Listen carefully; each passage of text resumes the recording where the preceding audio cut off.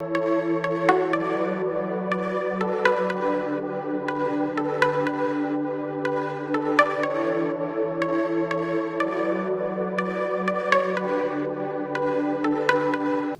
al programa de texto y contexto bíblico.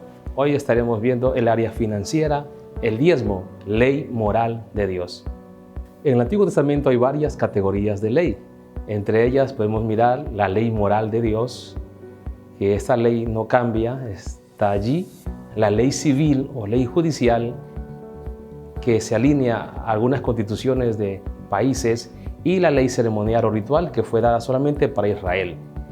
El diezmo es la 10ª parte de los ingresos, o el 10% de nuestros sueldos, salarios, ganancias netas de nuestros negocios o inversiones, o cualquier combinación de estos. El diezmo es el plan financiero de Dios para proveer para su obra. Desde los días de Abraham es por fe. La ley de Moisés lo registra e Israel lo practica cuando estaba bien con Dios. Jesús lo aprobó según Mateo 23:23.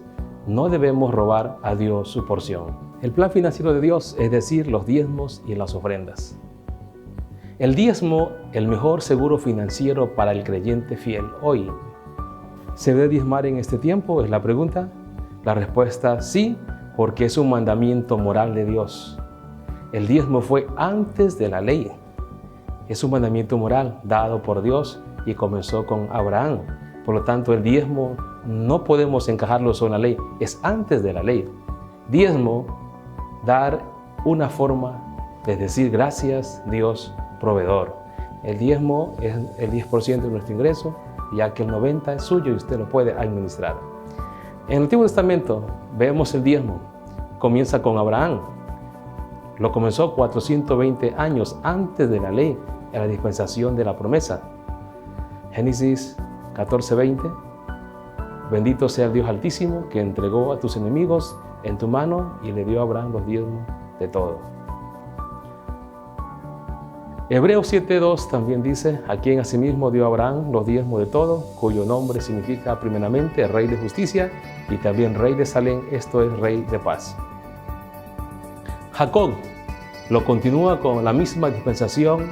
No fue obligado a dar los diezmos. Esto ocurrió 280 años antes de la ley.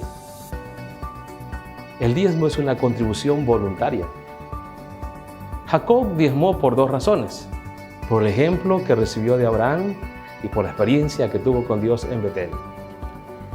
Génesis 28:22 dice: y esta piedra que he puesto por señal será casa de Dios, y de todo lo que me dieres, el diezmo apartaré para ti. Así que el diezmo uno lo da para apoyar la obra de Dios. Moisés lo incorpora a la ley.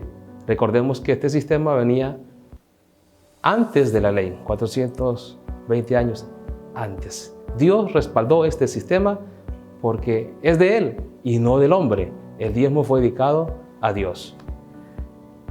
Levítico 27:30 vemos el registro: y el diezmo de la tierra, así de la simiente de la tierra como del fruto de los árboles de Jehová es cosa dedicada a Jehová. Malaquías nos dice que el diezmo es el camino de la bendición. Dice: no han dado los diezmos, ofrendas, Malaquías 3:8, y por eso no prosperan, se le dice a Israel. Hay una pregunta en Malaquías 3:8: ¿robará el hombre a Dios? Vosotros me habéis robado.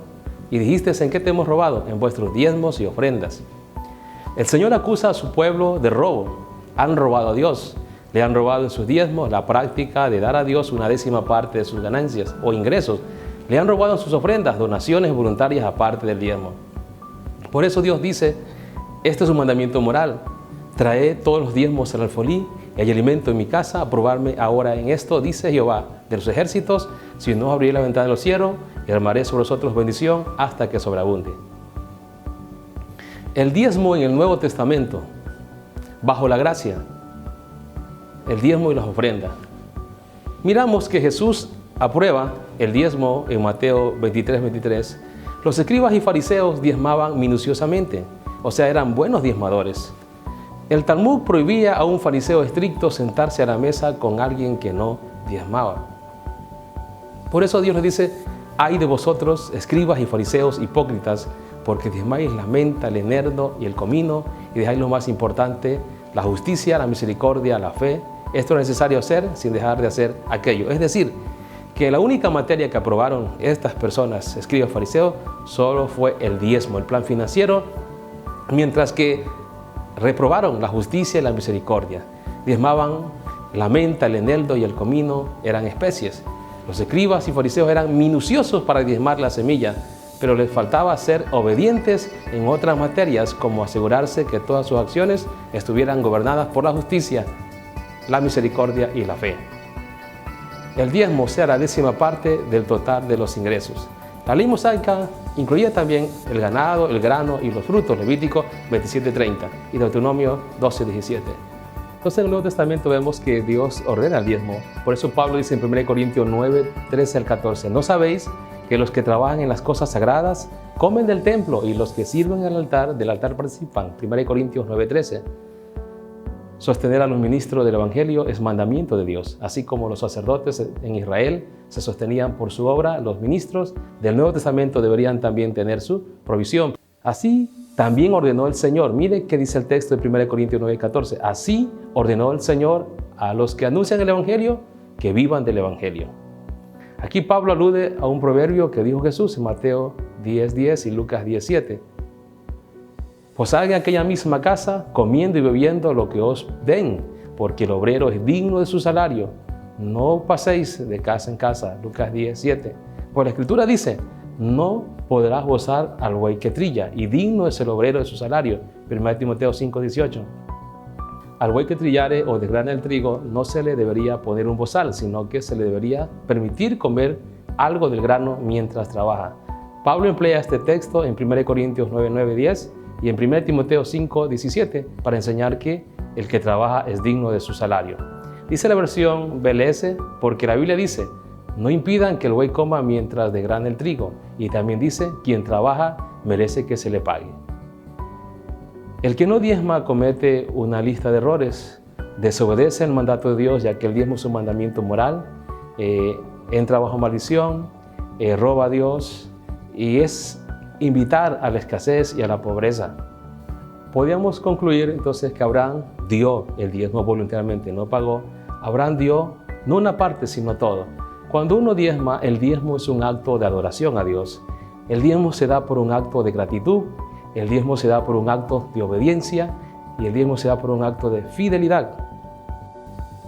El diezmo se da por un acto profundo de amor, no solamente de amor, sino que también son las ventanas abiertas a la bendición de Dios. El diezmo se da como resultado de mi comunión con Dios. El diezmo también es producto de mi estado espiritual, de mi buen estado espiritual con Dios. El diezmo se da como un acto de generosidad y el diezmo se da como un acto de fe y de convicción. Así que en conclusión, el diezmo es el mejor seguro financiero para el que obedece a Dios. Es el plan financiero de Dios y es un mandamiento moral, ético de parte de Dios, que este no cambia en ninguna dispensación. Lo único que cambia es la ley que tiene que ver sobre todo con los ritos que fue dada a Israel. Bendiciones.